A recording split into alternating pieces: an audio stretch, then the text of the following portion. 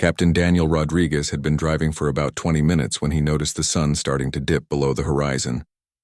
The sky had that beautiful orange and pink glow that usually made him smile after a long day at work.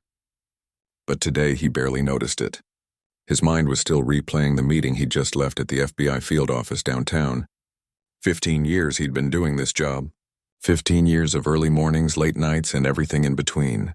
Some days felt longer than others, and this Tuesday definitely fell into that category. He loosened his tie a bit as he waited at a red light, thinking about the case files stacked on his desk. The multi-state investigation he was leading had just gotten more complicated that afternoon. New evidence had come in, and it meant his team would need to coordinate with local police departments across 3 different states. More meetings, more paperwork, more late nights ahead. But that was the job he'd signed up for, and honestly, he loved it most days. The light turned green, and Daniel continued through the quiet suburban streets. This neighborhood always felt like something out of a movie to him. Perfect lawns, big houses with 2-car garages, kids' bikes left on driveways, basketball hoops over garage doors. It was peaceful here, the kind of place where people jogged in the evenings and walked their dogs without a second thought. Daniel had driven through here hundreds of times on his way home. His own house was just 10 minutes further down the road in a similar neighborhood. He was thinking about what his wife had mentioned that morning about their daughter's upcoming school project when he glanced in his rearview mirror. Blue and red lights flashed behind him. Daniel felt that little jolt everyone gets when they see police lights, even though he was a federal agent himself. That automatic check in your mind. Was I speeding? Did I forget to signal? Maybe a taillight is out? He put on his turn signal and carefully pulled over to the side of the road, making sure to leave plenty of space between his car and the street. Standard procedure, nothing to worry about. He'd been pulled over maybe twice in his entire life, both times for minor things that ended with a warning. As a law enforcement officer himself, Daniel knew the drill. Be polite, keep your hands visible, have your license and registration ready. Simple stuff. But as he shifted his car into park and reached for his wallet, something felt different. Through his side mirror, he could see 2 officers getting out of their patrol car. Their movement seemed tense, more aggressive than what you'd expect for a routine traffic stop. Both of them had their hands resting on their service weapons as they approached his vehicle. One officer moved toward the driver's side while the other positioned himself near the passenger side. Daniel's years of training kicked in immediately. He'd been through countless scenarios, taught hundreds of agents how to read body language and assess situations. This wasn't normal. Officers typically kept one hand on their weapon during nighttime stops or in high-crime areas, sure. But this was a quiet suburb at sunset. He hadn't been speeding excessively, hadn't run any lights, hadn't done anything that would warrant this level of caution. He kept both hands on the steering wheel, clearly visible. His FBI credentials were in his wallet, sitting in the center console. He'd grabbed it the moment he pulled over. Daniel had his badge, his federal ID, everything that identified him as Captain Daniel Rodriguez of the Federal Bureau of Investigation. This would all get cleared up in about 30 seconds, he thought. Just a misunderstanding. The officer reached his window and Daniel started to lower it. But before the window was even halfway down, the officer's voice cut through the air, sharp and hostile. Hands. Let me see your hands right now. The tone caught Daniel off guard. It wasn't the professional, firm voice of an officer conducting a traffic stop. It was aggressive, almost angry. There was an edge to it that Daniel had heard before in his career, but never directed at him. He raised both hands immediately, his wallet still clutched in his right hand. Officer, I'm reaching for my identification, Daniel said calmly, his voice steady. Years of negotiation training had taught him how to keep his cool in tense situations. I have my credentials right here. I'm Captain Daniel Rodriguez with the FBI. I don't care who you think you are, the officer snapped. Put your hands on the steering wheel. Now, Daniel blinked. Did he just say he didn't care? That made no sense. He was trying to show his federal identification. Why wouldn't the officer want to see that? But Daniel complied, placing both hands back on the steering wheel, his wallet still visible in his right hand. Through his peripheral vision, he could see the second officer on the passenger side, also with his hand on his weapon, watching intently. Is there a problem, officer? Daniel asked, maintaining his calm tone. Can you tell me why you pulled me over? "Step out of the vehicle," the officer commanded, ignoring his question entirely. Daniel's mind raced. Something was very wrong here. In all his years of law enforcement, in all the traffic stops he'd witnessed or participated in, this wasn't protocol. Officers didn't refuse to look at federal credentials. They didn't ignore simple questions about why someone was being pulled over. And they definitely didn't maintain this level of aggression with someone who was being completely cooperative. "Officer, I need you to look at my identification," Daniel tried again, keeping his voice level and professional. "I'm a federal agent. My credentials are in my hand right here. If you'll just look at them, we can clear this up." I said, "Get out of the car." The officer's hand moved from resting on his weapon to gripping it. The snap of the holster opening echoed in the quiet street. Daniel's heart rate jumped. This was escalating fast, too fast. His training screamed at him that something was fundamentally wrong with this situation. But he also knew that arguing with an aggressive officer could turn deadly in seconds. He'd seen the statistics. He'd investigated cases where traffic stops went bad. He'd testified in court about use of force incidents. And now he was sitting in his own car trying to identify himself as a federal agent, while two local officers treated him like a dangerous criminal. Slowly, deliberately, Daniel opened his car door. Every movement was calculated, visible, non-threatening. He kept his hands raised, his wallet clearly displayed. As he stepped out of his vehicle, he could feel the eyes of both officers locked on him. The sun had dropped lower now, casting long shadows across the street. A few houses down, he noticed a door open, a neighbor stepping out onto their porch, phone in hand. "Turn around and put your hands on the vehicle," the first officer ordered. Daniel turned slowly, placing his hands on the roof of his car. His badge wallet was still in his right hand, pressed against the metal. He could feel the officer approaching from behind, could sense the tension radiating off both of them. This was the moment where it should all get cleared up. The officer would see his credentials, realize his mistake, and everything would de-escalate. "Officer, my identification is in my right hand," Daniel said clearly.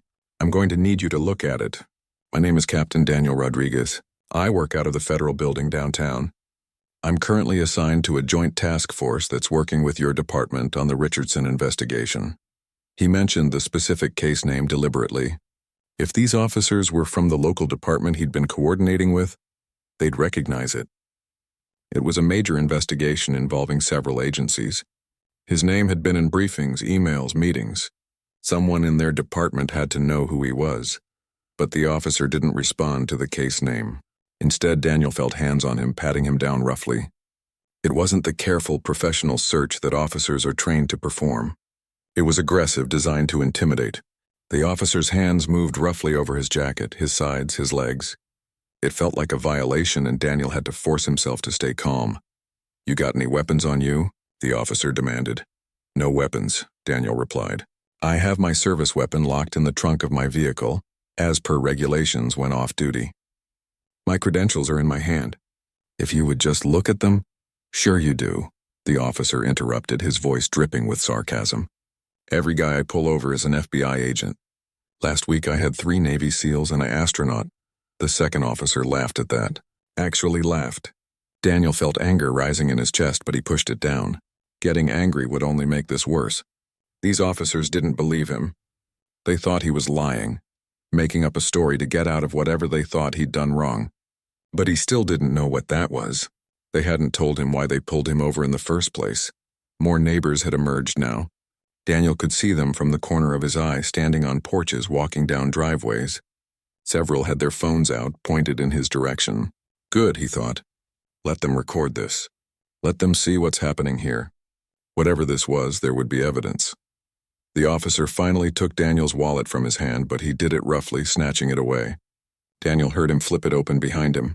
This was it. The moment the officer would see his FBI badge, his federal identification card with his photo and rank clearly displayed, his credentials that gave him authority in all 50 states.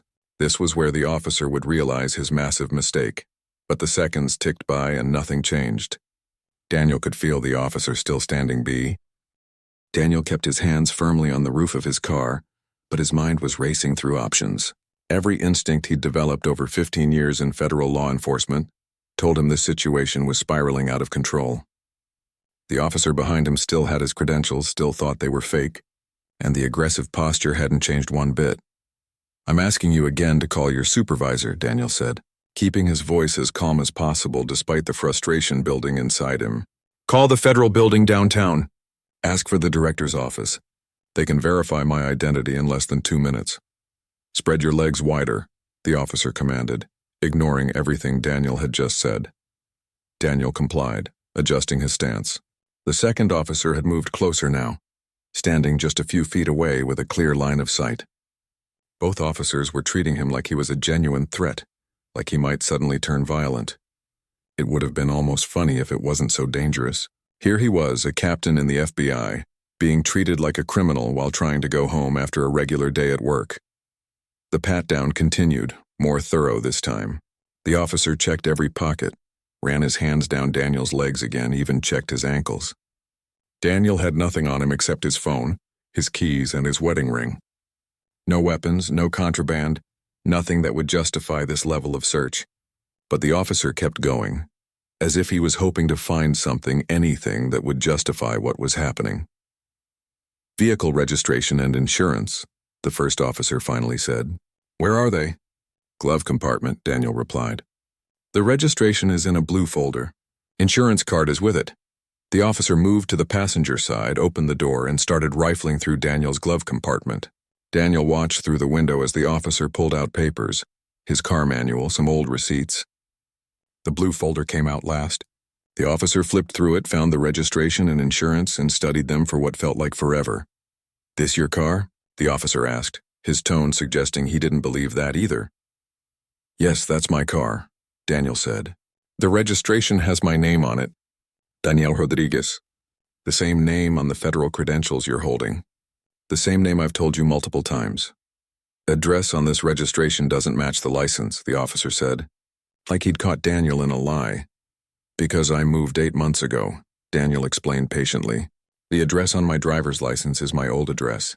I haven't had time to get it updated at the DMV yet. The registration has my current address because I updated that when I renewed it last month. This is all easily verifiable information." The officer didn't respond to that. He just kept staring at the papers like they were written in a foreign language. Daniel could see more neighbors gathering now. A small crowd had formed across the street, maybe 8 or 9 people all watching. More phones were out recording. An older woman stood on her porch with her arms crossed, shaking her head. A younger couple stood on their lawn, the man talking quietly into his phone. Daniel recognized some of these people. The older woman was Mrs. Patterson, lived 3 houses down from his own place. She'd brought cookies over when he and his wife first moved into the neighborhood. The couple on the lawn were the Johnsons, he thought. They had a little girl who played in their front yard most afternoons. These were his neighbors, watching him being treated like a criminal on their street. "Why did you pull me over?" Daniel asked again, trying a different approach. "You haven't told me what I did wrong. Was I speeding? Did I run a stop sign? You have to have a reason for the traffic stop." "You match a description," the second officer spoke up for the first time. His voice was younger, less confident than his partner's. "What description?" Daniel pressed. "Description of what?" "A suspect in what crime?" The 2 officers exchanged a glance. It was quick, but Daniel caught it. That look told him everything he needed to know. There was no description. There had been no call about a suspect. They'd pulled him over for some other reason, and now they were making excuses, trying to justify their actions after the fact. "There was a burglary reported in this area," the first officer said. "We're looking for suspects." "When was this burglary reported?" Daniel asked. "What address? What was taken? What's the description of the suspect?" Silence. The officer couldn't answer because those details didn't exist. Daniel had spent enough years investigating crimes and questioning suspects to know when someone was making things up on the spot. These officers had no legitimate reason for pulling him over, no actual probable cause for this stop, and definitely no justification for the way they were treating him. "You know what I think is happening here?" Daniel said, and he couldn't keep the edge out of his voice anymore. "I think you saw a black man driving a nice car through this neighborhood, and you decided he must be up to something. That's what this is really about, isn't it? Don't play the race card with me," the first officer shot back immediately, his voice rising. "This has nothing to do with race. You were acting suspicious. Acting suspicious how? Daniel demanded. By driving? By following traffic laws? By existing in this neighborhood? I live 10 minutes from here. I drive through here every single day on my way home from work. What exactly was suspicious about that? The officer stepped closer, getting in Daniel's space. You're getting real mouthy for someone who's about to be arrested for impersonating a federal officer. That threat hung in the air like a storm cloud. Arrested, they were actually talking about arresting him. For being himself. For carrying his own legitimate credentials. For trying to explain who he was. The absurdity of it would have been unbelievable if Daniel wasn't living through it right now. You're making a huge mistake, Daniel said quietly. A career-ending mistake. I'm telling you right now, call your supervisor. Call your captain. Call anyone in your department who's been working on the Richardson investigation and ask them who Captain Daniel Rodriguez is. This doesn't have to get worse than it already is. But the officer wasn't listening. He'd already made up his mind about who Daniel was and what was happening here. In his view, he'd caught someone with fake credentials trying to impersonate an FBI agent, and he wasn't going to be talked out of it by the person he'd caught. The fact that Daniel's credentials were real, that his story could be verified with a single phone call, that he was exactly who he said he was, none of that mattered. Daniel felt the officer's hand on his arm gripping hard. This was it. They were actually going to arrest him. They were going to handcuff a federal agent in front of his neighbors, throw him in the back of a patrol car and drag him down to their station. The implications of that were staggering. The paperwork, the reports, the investigation that would follow, the embarrassment for their department when the truth came out, and possibly, if this went really wrong, the lawsuit that would come after. But more than any of that, Daniel felt the weight of what this meant on a deeper level. He'd dedicated his life to law enforcement. He'd sworn an oath to protect and serve. He'd worked his way up through the ranks, earned his position through hard work and dedication. He'd put criminals behind bars, protected innocent people, made his community safer. And here he was, being treated like he was the criminal, all because two officers couldn't see past the color of his skin. Just then, headlights appeared from down the street. Another vehicle was approaching, moving slowly. Daniel could see it was another police car, but this one looked different. It was marked differently, had more equipment on top. As it got closer, he could make out the word supervisor on the side. The patrol car pulled up behind the first one, and a sergeant stepped out. He was older than the other two officers, probably in his 50s, with gray hair and a thick mustache. He took in the scene with a slow, careful look. Daniel pressed against the car with hands visible. Two officers standing guard, one holding credentials in his hand. A crowd of neighbors across the street, phones recording. The sergeant's face creased into a frown. "What's going on here?" the sergeant called out as he approached. "We've got a suspect with fake federal credentials, Sarge," the first officer reported. "Claims he's an FBI captain. Pulled him over matching a burglary suspect description." The sergeant walked closer, his eyes moving from the officers to Daniel and back again. Something in his expression suggested he wasn't buying the story he was hearing. Maybe it was the way the officers stood, a little too defensive. Maybe it was the way Daniel carried himself, calm and professional despite being detained. Or maybe it was the crowd of witnesses recording everything. "Let me see those credentials," the sergeant said, holding out his hand. The first officer handed over Daniel's badge wallet. The sergeant flipped it open and studied it carefully. He looked at the badge, turned it to catch the light and see the hologram. He examined the ID card, held it up to compare the photo to Daniel's face. He ran his thumb over the embossed seal. This was someone who actually knew what real federal credentials looked like, who wasn't just dismissing them out of hand. Daniel watched the sergeant's face, looking for that moment of recognition. It came about 15 seconds in. The sergeant's eyebrows rose slightly. His mouth tightened. He looked from the credentials to Daniel, then back to the credentials again. Then he turned to look at the two officers, and the street had gone quiet except for the occasional murmur from the crowd of neighbors. Everyone was watching, waiting to see what would happen next. Daniel could feel all those eyes on him, all those phone cameras still recording. Good, let them record every second of this. "I'm waiting," Daniel said, his voice carrying across the street. "What was your probable cause for this stop?" The first officer cleared his throat. "Like I said, there was a burglary in the area. The suspect matched." "What burglary?" The sergeant cut in. pulling out his radio. When was it called in? What's the case number? The officer's face went pale. I'd have to check the exact details. Check them now, the sergeant ordered. The officer fumbled with his radio, pressed the button. Dispatch, this is Unit 47. Can you confirm any burglary reports in the Maple Grove area from the last 2 hours? Static crackled over the radio for a moment. Then the dispatcher's voice came through, clear and professional. Negative, Unit 47, no burglary reports in that area today.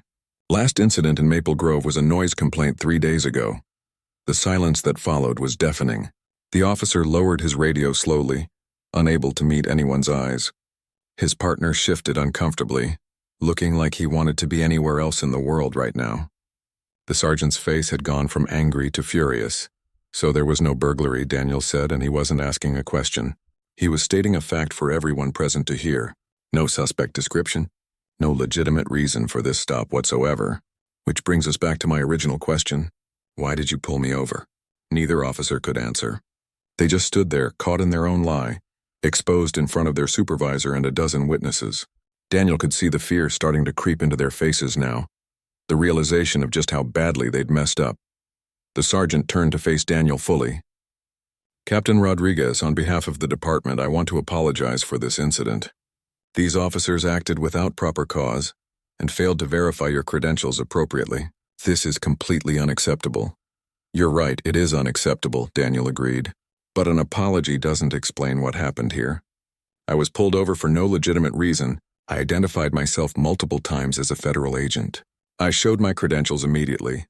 And instead of verifying who I was, your officers drew weapons on me, conducted an aggressive search, accused me of having fake ID, and threatened to arrest me. So I'll ask one more time. Why did this happen? The question hung in the air. Everyone knew the answer. The neighbors watching from across the street knew it. The sergeant knew it. The two officers definitely knew it. But saying it out loud was different. Admitting it was different. Mrs. Patterson called out from her porch. I know why. Same reason my son gets pulled over every time he visits me. Same reason my grandson gets followed around stores. We all know why. A few other voices from the crowd murmured agreement. Daniel saw heads nodding. These weren't just observers anymore. They were witnesses who'd seen this pattern before, who recognized what was happening because they'd lived it themselves or watched their loved ones live it. Daniel looked directly at the two officers. I drive through this neighborhood every single day on my way home from work. I've never been pulled over here before. So what was different about today? What made you decide I was suspicious? Sir, the first officer started, then stopped. There was no good way to finish that sentence. Nothing he could say that wouldn't be an admission of what everyone already knew. Let me tell you what I think happened, Daniel continued. I think you saw a black man driving a nice car through a wealthy neighborhood. And in your minds, that didn't add up. So you pulled me over to check me out to see if I belonged here. And when I told you I was an FBI agent, you didn't believe me, because in your mind, someone who looks like me couldn't possibly be a federal agent, couldn't possibly have earned that position through hard work and dedication. So you decided my credentials must be fake. That's not... The second officer tried to protest. Don't. Daniel cut him off sharply. Don't insult my intelligence by denying it. I've been in law enforcement for 15 years. I've investigated discrimination cases. I've testified in court about racial profiling.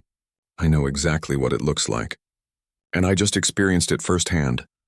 The sergeant was shaking his head, looking genuinely distressed. Captain, I swear to you, this department does not condone this kind of behavior. We have policies against racial profiling. We have training programs. And yet here we are, Daniel said. Your policies and training programs didn't stop this from happening to me tonight. And I'm a federal agent. I have credentials, connections, authority.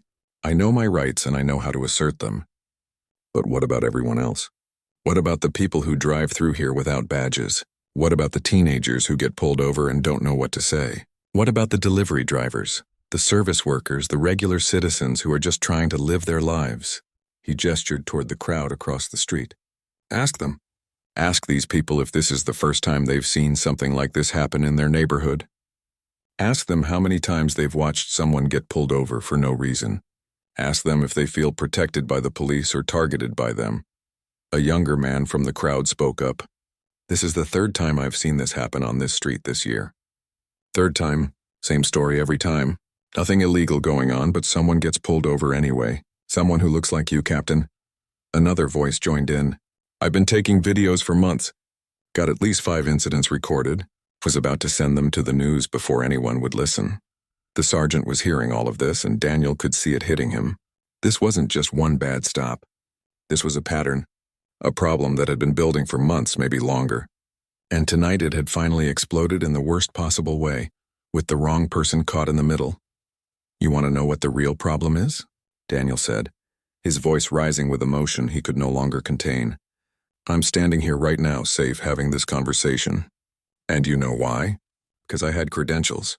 Because I know the law.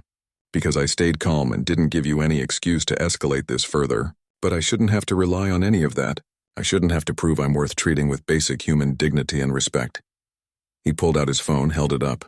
I'm going to call my office now. I'm going to report this incident officially, and then I'm going to call the mayor's office and the city council and anyone else who needs to hear about what happened here tonight, because this can't keep happening. Not in this community. Not in any community. The sergeant held up his hands. Captain, please. Let's talk about this. Come to the station, we'll file a proper report, start an investigation. We'll handle this through the appropriate channels. Oh, we're definitely going through appropriate channels, Daniel assured him. Federal channels. Civil Rights Division. Maybe the Justice Department. Because when an FBI captain gets treated like this, it's not just a local problem anymore. It's a federal issue. The 2 officers looked like they might be sick. The weight of what they'd done was finally sinking in. This wasn't just going to be a disciplinary write-up or a few days of desk duty. This was career-ending stuff. Federal investigations. Possible civil rights violations. Lawsuits. Their names and faces would be all over the news by morning thanks to all the people recording. Daniel started dialing on his phone. The first call was to his own office, to his supervisor. The call went through quickly, and Daniel explained the situation in clear professional terms. He gave the location, the badge numbers of the officers involved, the sergeant's name. He laid out exactly what had happened, from the initial stop to the drawn weapons to the accusations of fake credentials. His supervisor's response was immediate and intense. Daniel had to hold the phone away from his ear as his boss's voice rose in volume and anger. Within minutes, the supervisor was promising to contact the local police chief personally, to initiate an official investigation, to ensure this incident was documented at every level. When Daniel ended that call, he immediately started another one. This time to the local FBI field director, then another call to the Civil Rights Division. Each conversation followed the same pattern: shock, anger, promises of action. The machinery of federal law enforcement was spinning up, and it was all pointing at these 2 officers and their department. The sergeant was on his own phone now, talking quickly and quietly. Daniel couldn't hear the whole conversation, but he caught phrases like serious incident and federal agent and media presence. The man's face had gone from red with anger to pale with worry. He understood what was coming. The storm that was about to hit his department. More police cars were arriving now. A lieutenant pulled up, then another sergeant. Word was spreading fast through the department that something major had gone wrong. The new arrivals talked quietly with the first sergeant, who kept glancing over at Daniel like he was a live grenade that might explode at any second. Daniel finished his calls and walked over to where the officers sat. The news reporter was making her way toward the group now, microphone in hand, cameraman following close behind. The police officers instinctively stepped back, but Daniel stood his ground. He'd dealt with media before, knew how to handle interviews, how to control a narrative, and right now the narrative needed to be told correctly. Captain Rodriguez, the reporter called out. I'm Jennifer Walsh from Channel 7 News. Can you tell us what happened here tonight? Daniel glanced at the sergeant, who looked like he might have a heart attack right there on the street. The man shook his head slightly, a silent plea for Daniel not to talk to the press. But Daniel hadn't gotten to where he was by letting other people control his story. Yes, I can tell you exactly what happened, Daniel said, stepping toward the reporter. The camera light clicked on, bathing him in bright illumination. My name is Captain Daniel Rodriguez. I'm with the Federal Bureau of Investigation, currently assigned to the Organized Crime Division. Tonight, while driving home from work through this neighborhood, I was pulled over by 2 officers from this department without legitimate cause. The reporter's eyes widened. This was bigger than she'd expected. Without cause? Can you elaborate on that? The officers claimed I matched the description of a burglary suspect. When we checked with dispatch, there had been no burglary reports in this area. No suspect description. No legitimate reason for the stop. When I identified myself as a federal agent and presented my credentials, the officers refused to verify them. They accused me of carrying fake identification and threatened to arrest me for impersonating a federal officer. That's extraordinary, the reporter said. You're saying police officers didn't believe you were actually FBI? That's exactly what I'm saying, Daniel confirmed. Despite showing them my badge, my federal ID, and providing them with specific information about ongoing investigations I'm working on with their department, they chose not to believe me. They conducted an aggressive search, drew weapons, and maintained hostile posture throughout the encounter until a supervisor arrived. The camera panned to show the group of police officers, then swung back to Daniel. What do you believe was the reason for this stop, Captain? Daniel paused, choosing his words carefully. This was the moment that would define the story. The clip that would be played over and over on news channels. He needed to be clear but measured, angry but professional.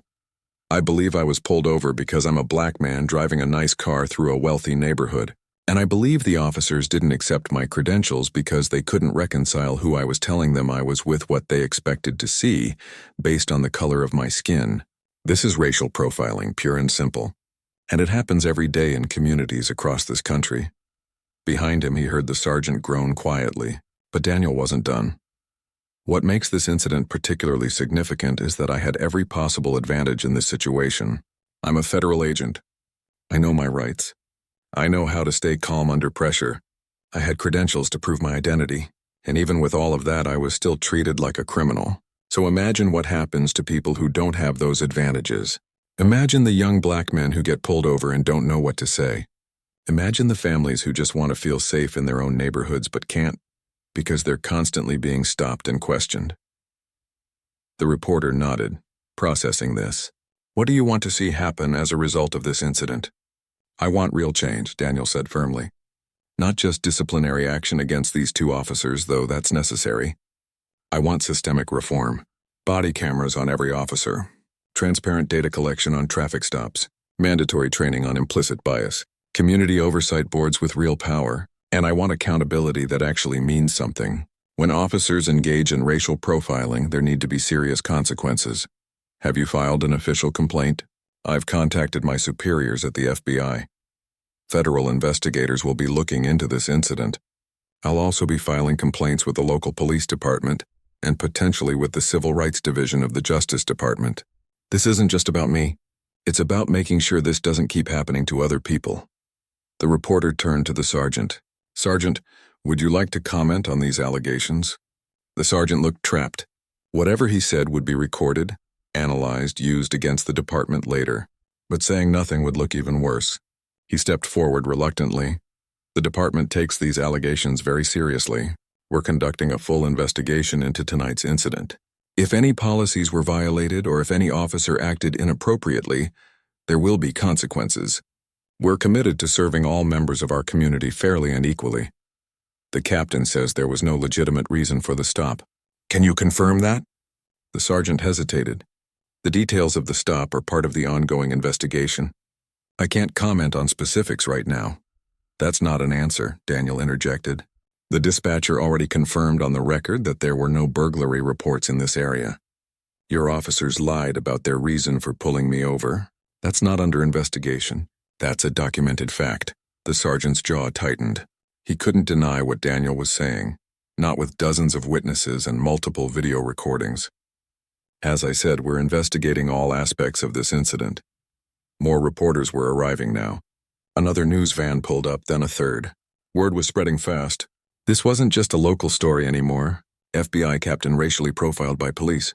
It had all the elements that would make it go national.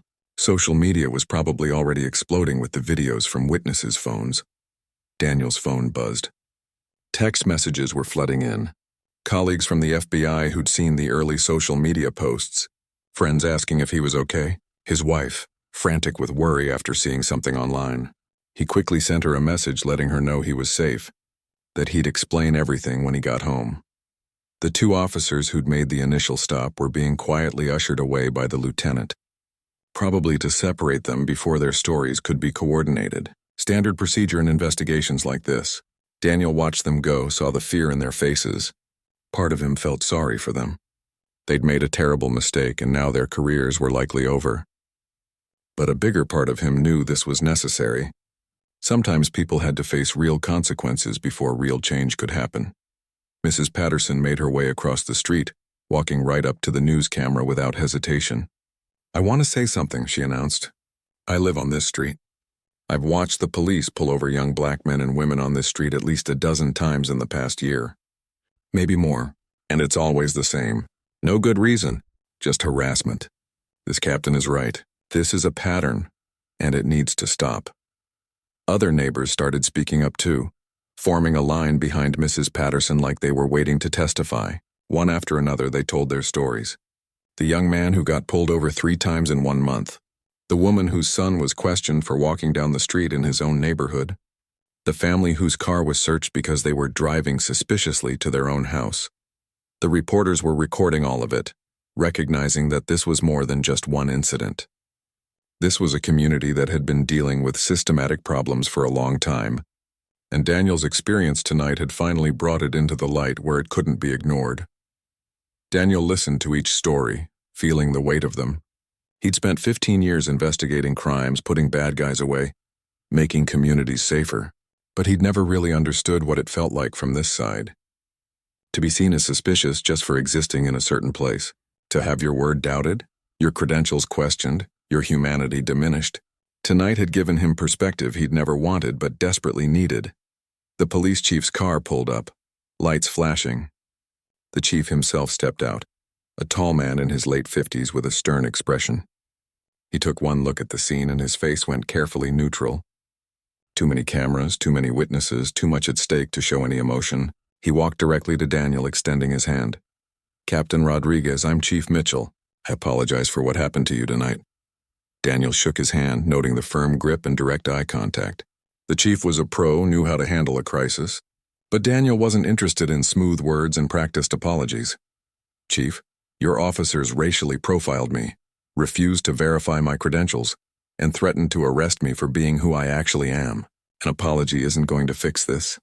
"I understand that," the chief said, "and I want to assure you that this incident will be thoroughly investigated. The officers involved will be placed on administrative leave immediately. We'll review all the evidence, including the video footage from witnesses." "What about body cameras?" Daniel asked. "Do your officers wear them?" The chief's expression flickered. "We're in the process of implementing a body camera program. It's been delayed due to budget concerns." 3 weeks later, Daniel found himself standing in a packed city council meeting. The small chamber was filled to capacity with residents, reporters, police officers, and city officials. The story had gone exactly where he'd predicted it would go. National news, social media, think pieces and editorials. Everyone had an opinion about what had happened that Tuesday evening on a quiet suburban street. The video footage from witnesses' phones had been viewed millions of times. Every major news network had covered it. Civil rights organizations had issued statements. The FBI had launched its own investigation. And the Justice Department's Civil Rights Division had opened a formal inquiry into the police department's practices. Daniel had given interview after interview, always staying on message. This wasn't just about him. This was about systemic problems that affected entire communities. This was about the difference between how people with badges and authority were treated versus how regular citizens were treated. This was about making real changes instead of just offering empty apologies. The 2 officers from that night had been fired. The police union had protested, threatened legal action, but the evidence was too clear. The lack of probable cause for the stop, the refusal to verify federal credentials, the false claims about a burglary that never happened. There was no defending any of it, especially not with multiple videos showing exactly what had occurred. But Daniel wasn't satisfied with just firing 2 officers. That was treating the symptom, not the disease. So he'd worked with community leaders, civil rights attorneys, and reform advocates to put together a comprehensive proposal for change. And tonight, the city council would vote on whether to implement it. Daniel stood at the podium, looking out at the crowd. He saw Mrs. Patterson sitting in the front row. the young man who'd been pulled over 3 times. Families from the neighborhood who'd been dealing with profiling for years. They all looked at him with a mixture of hope and skepticism. They'd been let down too many times before to fully believe that this time would be different. "Thank you for allowing me to speak tonight," Daniel began. 3 weeks ago, I was pulled over while driving home from work. What followed was one of the most disturbing experiences of my life, despite 15 years in federal law enforcement. But what I've learned in the weeks since then has been even more disturbing. He pulled out a folder containing the documentation he and the community had gathered. We've collected over 40 documented cases of questionable traffic stops in the past year alone. 40 cases where residents of color were pulled over without clear probable cause, subjected to aggressive questioning or searches, and then released without citation or arrest. 40 times where people were treated as suspects just for existing in certain neighborhoods. The room was silent, everyone listening intently. Daniel continued, "This isn't about a few bad apples. This is about policies and practices that allow profiling to happen. It's about a lack of accountability that lets officers make these stops without consequences. It's about a system that needs fundamental reform." He held up the proposal he'd helped develop. This document outlines specific measurable changes that will address these problems. Mandatory body cameras for all officers, activated during every interaction with the public. Transparent data collection on all traffic stops, including race, reason for stop, and outcome. Quarterly public reports showing this data so the community can see patterns. Mandatory training on implicit bias updated annually. And most importantly, a civilian oversight board with real investigative power and the authority to recommend disciplinary action. A council member leaned forward. "Captain Rodriguez, some have argued that these measures would tie officers' hands, make it harder for them to do their jobs effectively. How would you respond to that?" Daniel had anticipated this question. "I'd respond by saying that good policing doesn't require racial profiling. In my 15 years with the FBI, I've never needed to profile someone based on their race to solve a case or make an arrest. What these measures do is require officers to have legitimate reasons for their actions and to document those reasons. If an officer can't articulate why they made a stop beyond they looked suspicious, then they shouldn't be making that stop." Another council member spoke up.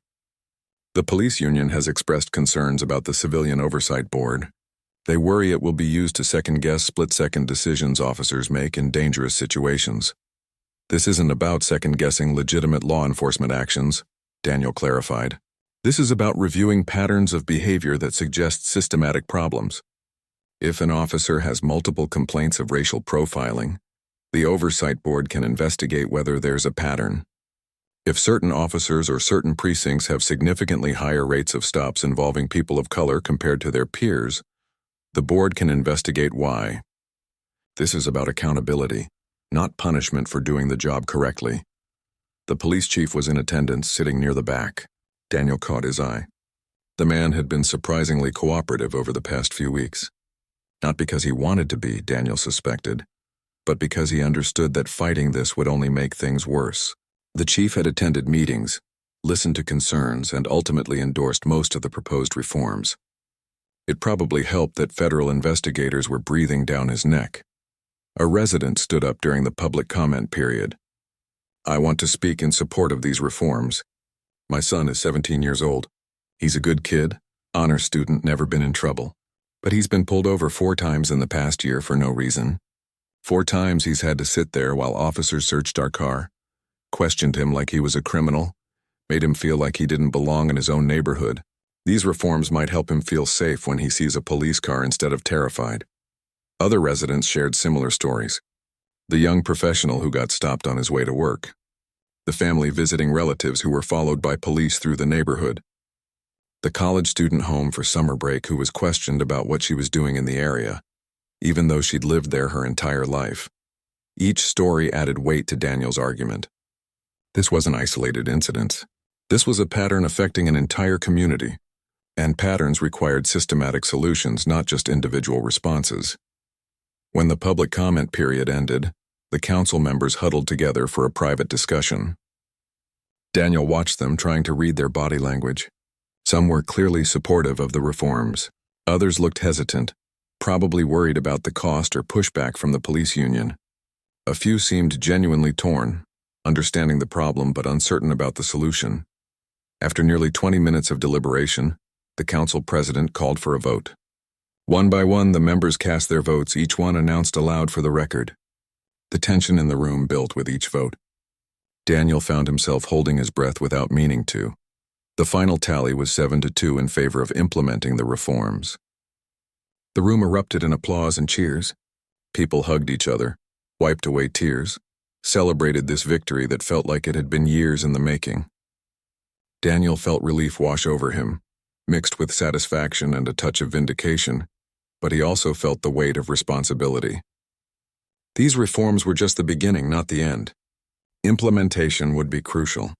There would be resistance from some officers, challenges from the union, budget fights over body cameras and oversight board staffing.